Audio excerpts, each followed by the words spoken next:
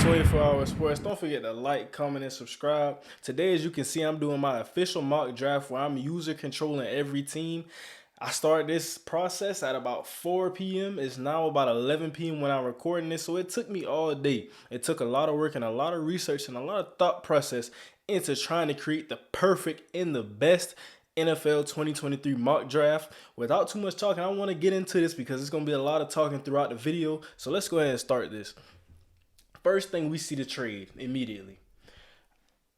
I've seen the Colts trading up. I've seen the Panthers trading up. But the reason that I have the Texans trading for this pick, it makes all the sense in the world to me, because if the Panthers trade up, if the Colts trade up, one thing they don't have Brandon Cooks.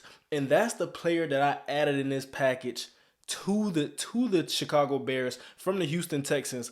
I'm giving the Chicago Bears Brandon Cooks, the number 2 pick, the number 65 pick for this first overall pick. So now we're already solid at the receiver position. We got Brandon Cooks, a solidified 1,000-yard receiver, Darnell Mooney, Chase Claypool. We got the second overall pick. We got the 65th pick.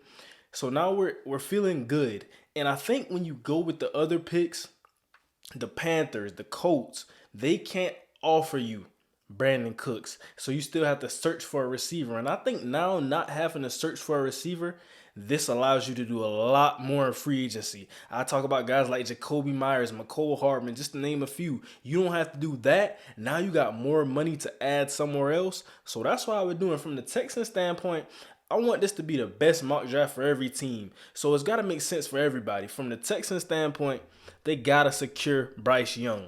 That's the first and most important thing for them.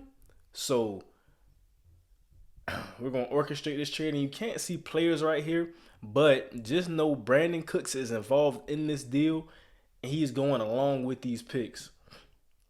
Will Anderson, another guy. But we heard Eberflus, he talked about the 3 technique, how important that is to that team. Having that guy in that 3 technique on the defensive line, Jalen Carter is that. I believe he's 1A to 1B to Will Anderson. Generational talent, can do that. And that's where they have him going. Number 3, like I said, generational talents. And I wouldn't trade out of this pick if I'm Arizona. We talk about teams like Atlanta, Las Vegas, the Carolina Panthers. I wouldn't trade out of it because I think Will Anderson is so valuable. I wouldn't give up the chance and give the Seattle Seahawks the chance to get him. I wouldn't do that. So right here, I'm standing pat. I'm getting Will Anderson, who I believe is the best defensive player in this draft. I don't think we're that far away roster-wise. We had a tough season, but Kyler Murray coming back, he already got his money. D-Hop another year. The run game, I feel good. And we add Will Anderson, he can just shake up that defense. So it's all about, what do we do in free agency? Who do we retain? And what do we do throughout the rest of this draft? But I think getting Will Anderson is the start to having a productive season. We have to remember, just a few years ago, the Cardinals, they were a very solid team in the NFC. And I think they can get back to that. Number 4, CJ Stroud. Like I said, in the early picks, is not a lot of talking. We know what these guys are. Will Levis, I have CJ Stroud, a higher rated quarterback than Will Levis. I think his tape was cleaner to watch, and I think it projects to the next level. Will Levis, he has the arm. That's really the athletic and physical tools, but CJ Stroud is a dog as well. And really, I think the team that's most enamored with Will Levis is the Carolina Panthers, but they're not going to be able to get him. They're just not. So number 5, I have Tyree Wilson. Let me talk about this for a little bit, because I think Myles Murphy is better. Looking at both of them, I think Myles Murphy is better than Tyree Wilson. But looking at the fit for the Seattle Seahawks, I believe that's what they need, especially running at 3-4. And we look at Myles Murphy, I think he offers 4-3, or maybe an outside linebacker in a 3-4. So it's just all talking about the schemes. And I think a lot of people, when they look at this, they don't really look at scheme. But I had to pay attention to that, and that was the key thing for me getting Myles Murphy, because of that 4-3 system in Detroit. It makes a lot more sense for both teams. Like I said, I want everybody to win in this mock draft. So keeping that in mind, Las Vegas, number 7, gotta go quarterback. Derek Carr is out the window. Will Levis, we going him right here. And I'm feeling good about this pick. I really am. Now it starts to get spicy. It starts to get a little spicy. So, looking at this, evaluating, I didn't go Anthony Richardson for the Atlanta Falcons. I didn't. I thought about it, and edge. Edge was my priority. How can we bolster up this defense? Desmond Ritter. What are we gonna do with Marcus Mariota? I think working with those guys. Anthony Richardson is a couple. He's not there yet. So it's still gonna have to be a development process with Anthony Richardson. And thinking about that now, looking at the situation, I just have to. I feel safe going with this pick, and it's a bit of a projection pick. Right now, this may not be the highest rated guy, and this is gonna be the first. This is gonna be the first. I wouldn't say reach, but this is gonna be the first wow pick. Now you're thinking, wow, what is he doing at 8 with Lucas Van Ness? But that is the guy for the Atlanta Falcons. Looking at him, he played on the interior a lot for Iowa. But then looking at this season, moved to the edge some, and I like him. I think he's a plus run defender. And really the interesting thing is, how can he develop his pass rushing game? He's a big guy, and I think he's going to be able to be versatile up and down the defensive line. So how are they going to use him? That's going to be interesting. But like I said, the Carolina Panthers are really intrigued with Will Levis. Right here, they just can't get Will Levis. It's a draw to luck for them, but they get Anthony Richardson, a guy with all the same tools, if not better tools. Will Levis might have the stronger arm just by a slight tad, but when we look at athleticism, Anthony Richardson clears him. He clears all quarterbacks athletically in this draft, and I think we get him. We work with the tools. We depend on the run game. We get an RPO system flowing. We got a solid defense. We're feeling good. We're not asking him to do a lot of things in this offense. We're gonna try to condense the game plan for Anthony Richardson and just let him be an athletic, great playmaker. Looking at number 10 with the Philadelphia Eagles, I think we sprinting up to the board with this pick. Devon Witherspoon just has that it factor. Watching all these corners, looking at all of them, Devon Witherspoon stands out differently. It's something you can just feel when it's something about a prospect. And the way he tackles, the way he hits people, that's what really gets me going in his coverage. He's twitchy. He has instincts. He has ball skills. He's that guy. And we're going to talk about Christian Gonzalez a little bit later down the board. But right here, we got to get cornerback 1 in this draft. And I think we can say safely that he's, solidified as cornerback 1. So he goes to Philadelphia. James Bradbury is out the door more than likely. So we handle this right here. Going over to Tennessee, it's not, like I said, this is one of those picks where it's not a lot of debating, not a lot of talking. We getting Paris Johnson Jr. because we have to get something on that offensive line. Derrick Henry is going to stop rushing for 2,000 yards without a Pro Bowl tackle. Paris Johnson is a guy who I think can turn into a Pro Bowl tackle. And then also pass blocking. They need to bolster that up. So right here, they do. Going to number 12, Jordan Addison. Pairing him with Bryce Young, and I think this is the safe thing to do, the great thing to do, because you traded away Brandon Cooks to get number 1, to secure Bryce Young. Now you got to give him a weapon. You took away the best weapon in Brandon Cooks. Now you got to give him something. And I think Jordan Addison is the most polished receiver. Quentin Johnson intrigues me a lot, but looking at Jordan Addison, looking at his route running, how he runs the route tree, I think that is going to convert better as far as this system, what they need. They need a consistent guy who's going to get open, who's going to catch the ball. And, he had a couple of drops this year, but just looking at overall, I think he's the smoothest wide receiver prospect. We're going to talk about Jackson Smith and Jigba too. But I think for the Houston Texans, Jordan Addison and Bryce Young is the match made in heaven, and that's what we're going to go with. Over to the New York Jets, and I know New York Jets fans, from what I've been watching, from what I've been looking at, everybody wants Brian Branch. Deservedly so. One of the best players in this draft, regardless of position. But right here, I have you getting Peter Skoronski. Whether it be Aaron Rodgers, Derek Carr, anybody. I mean, whoever the quarterback is, Zach Wilson, that's as much as you don't want to hear that, that's still a possibility. So we're going to get that pass rush. We're going to get somebody opposite Mekhi Becton. And that's the pick instead of going Brian Branch. I know a lot of people say we're going to solidify defense with Brian Branch. We got Sauce.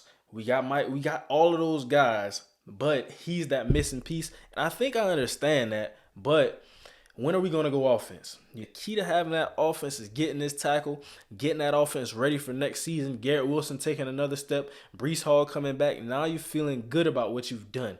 For the New England Patriots, luckily they get the guy that you wanted. They get that versatile guy to add to their secondary. Brian Branch can play safety, going to play nickel probably in the NFL. Like I said, I don't want to compare him to CJ Gardner-Johnson, but think of his role with the Philadelphia Eagles. If injury happens, he can slide down to the nickel. He can slide back to safety. He's versatile, and he has ball skills. He can tackle. I think Brian Branch is one of the best players. Like I said, is a perfect fit for the New England Patriots. Going over to number 15, there's a lot of ways we could have went with this. And other than this, I was thinking receiver. I was thinking edge. But what about a guy that can do what about a guy that can help block and receive? And that's why I went with tight end Michael Mayer for this pick. And I want to talk about Michael Mayer because we think about Dalton Kincaid, we think about Darnell Washington, Luke Musgrave. I think Michael Mayer is the best of both worlds when we talk about all those tight ends. Who is the guy that can help block, help receive? Not the most athletic when we're looking at Musgrave or Kincaid, but where's the perfect middle ground in that? And I think that is Michael Mayer. Adding him to that Green Bay offense. I didn't go receiver because I like Romeo Doubs. I like Christian Watson. They're probably going to add somebody around that, and they can do that later in the draft. But I feel good where I'm at right now. Going over to number 16 for the Washington Commanders, I think this was also a perfect match made in heaven. Christian Gonzalez fell to the 16th pick. And yes, I say fell because I think he's a very, very ultra-talented corner. Ball skills, long, can do it all, twitchy, fast. And I feel good about this pick, especially for the Washington Commanders, adding something to that scrappy secondary. So now they're feeling good about that. For the Pittsburgh Steelers, this is my team as well. I didn't want to get fancy. I seen Joey Porter. I seen Cam Smith. But I thought about another guy. And I understand that we have to address the tackle situation. And I think about Kenny Pickett. I think about Najee Harris. How can we get that going? Because Alex Highsmith and TJ Watt coming back another season. We can address corner later. I think this is a pretty solid corner class. But as far as tackles, as far as the top end tackles, I don't think there's that many. And I had to go with Broderick Jones right here for the Pittsburgh Steelers just because of that reason. Going over to 18 for the Detroit Lions. This may shock some people. But I went Brian Brzee.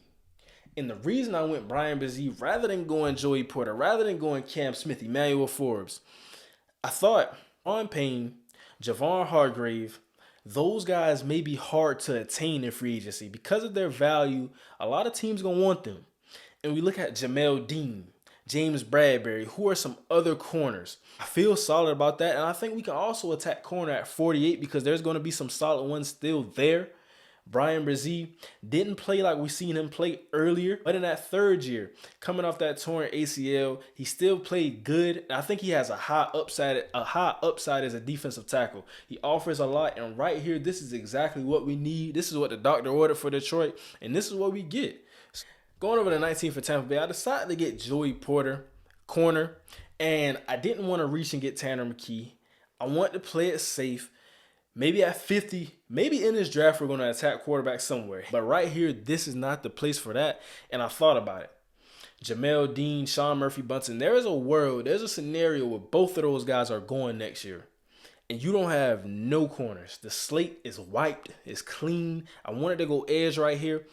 Quarterback, there's some places you can go, but I went Joey Porter because you can't have an empty slate at corner. That's just going to be a terrible matchup for your team. Got to have somebody, and maybe you're going to, I don't think Jamel Dean's coming back, but maybe you're going to have, just maybe, you're going to have Sean Murphy-Bunting, Joey Porter. Now you feel solid. Now you can attack the other weaknesses of your team. Going over to 20 for the Seattle Seahawks in their second pick, I attacked the interior, and like I said, there are some other places that maybe I could have thought about, but I wanted to attack interior and get that out the way. Abram Lucas, Charles Cross. Now we got Osiris Torrance. We're going to be running the ball. We're going to re-sign Geno Smith. We're going to be throwing the ball. We got it all going. And I like our defense. one thing I do want to know, if we get this to 100 likes, I do want to do a 2-round, maybe even a 7-round mock draft. Before that to happen, let's run this video up to 100 likes and we can get more of this with more in-depth and more rounds. Right here, though, we're going Osiris Torrance, Los Angeles Chargers. Keenan Allen is going to be out the door. I think there's a very high chance possibility of that. So we have to bring something out. We have to bring something in.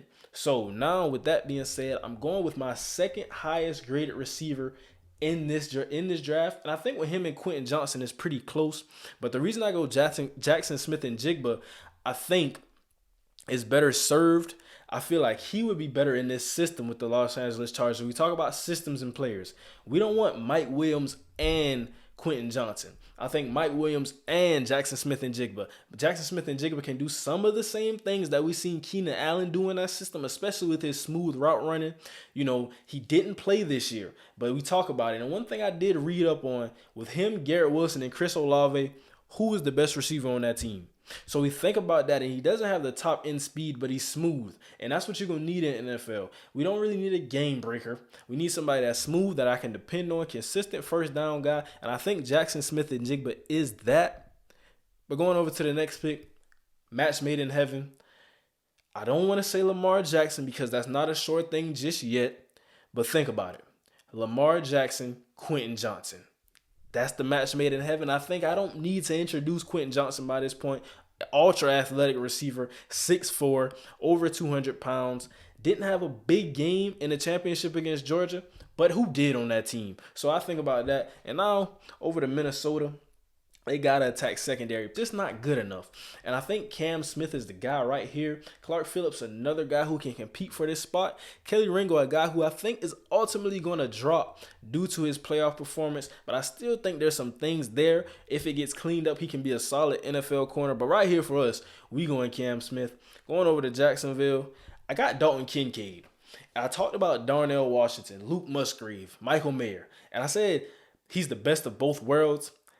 Dalton Kincaid isn't the best of both worlds, but what he is, he's a receiving tight end. He can receive for you, and I think having him with Evan Ingram going out the door, and even if we get Evan Ingram back, then this pick might change, but I'm thinking Evan Ingram going out the door, so this is a bit of a projection pick, and we bring back something in with a tight end that can receive, ultra productive at Utah. We get him, now we're feeling good. For the New York Giants, let me talk about this for a minute. I think the quality of receiver, caliber of receiver we can get at 57, we could get right here. Or maybe we want to trade back up into this. But right here, let's look at the receivers that's left. When I was thinking about this decision, I didn't want to go Jalen Hyatt. I didn't want to go Zay Flowers. And I didn't want to go Josh Downs. Kayshon Boutte is an interesting prospect. But like I said, at 57, he may still be there. So I think about it now.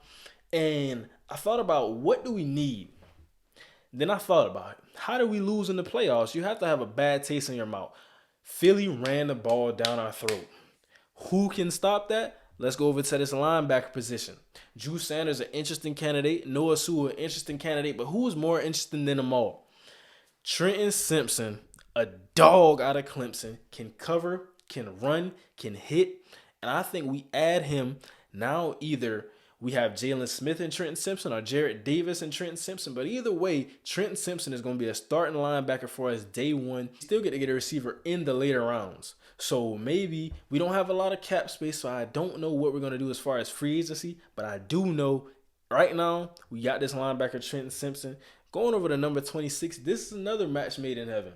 And I think a lot of people know where I'm going with this one. When I click on this position, when we see what we see here, Bijan Robinson out of the University of Texas going to the Dallas Cowboys. And I thought about it. Tony Pollard, Zeke, what are we doing? You know, and I was looking at other positions. I was thinking about that too. But then I said to myself, why? If we paid Zeke and it didn't work out, I'm scared. If I'm Jerry Jones, I'm extremely scared to pay Tony Pollard because I already watched this horror movie. I've already watched this. I seen Zeke at the top of his game, looking like one of the best backs in the world, and I seen it fall off a cliff. So I see Tony Pollard with the Pro Bowl selection, playing like one of the top backs in the league. I don't want to see it fall off a cliff, and I want to put my money somewhere else, some other additions to the team maybe, And I think we bring a guy in, veteran quarterback, young running back. So that means we can give him some carries. We can start to bell cow him a little bit. And Bijan Robinson also adds a catching asset to his game. And I thought about receiver here to add with CD, with Michael Gallup. But I didn't take the receiver route. I didn't, because I think Michael Gallup, another year off that injury, Noah Brown maybe stepping up even more, developing. I just had to go running back here because I think Tony Pollard is out that door. For number 27, I went Antonio Johnson. And I talk about the Jordan Poyer situation. That's what I'm going to go to. And I just don't, they didn't pay him. All right. They had the opportunity to pay him. They didn't pay him, restructured his contract a little bit. So why would they pay him now? He's a 31-year-old safety. You gotta retain Tremaine Edmonds. I don't think there's any linebackers who can replace what he is from a physical standpoint, from an athletic standpoint. I understand some people are not satisfied with Tremaine Edmonds' play. They like Matt Milano more, but you need Tremaine Edmonds. I'm gonna tell you that right now. And your reason you go safety, Osiris Torrance is off the board. Those type of guys are off the board. So now, instead of, we can't get interior right here. We may get it later, but right here, I got to go Antonio Johnson. Versatile safety, can do a lot of things. And we think about the AFC, Joe Burrow, Patrick Mahomes. We need somebody in that secondary. It's not going to look pretty if we don't have somebody in that secondary. Going over to Cincinnati, I think this is really a writing on the wall. La'el Collins, we don't know what the health status of La'el Collins will be going into this next season. A lot of people say he's coming back, and I don't know when. That's really my thing. I don't know when, and I don't think he's going to be healthy for the start of the season. And even if, maybe Anton Harrison can compete for Jonah Williams' spot, but I had to go tackle because I have to solidify that offensive line. Think about the AFC. Think about Joe Burrow. We're about to put all this money into him. We have to protect him. We have to. That's the number one thing on the board. So that's why I went with that pick. Like I said, La'el Collins coming back. Don't know how healthy he'll be. So we have Anton Harrison, we have Jackson Carman, we have Jonah Williams. I'm feeling solid about my offensive line. It's not a worry anymore. Number 29. This was the interesting pick. This is where I shook it up a little bit. I went Josh Downs. Over getting a guy like Zay Flowers, over getting a guy like Jalen Hyatt.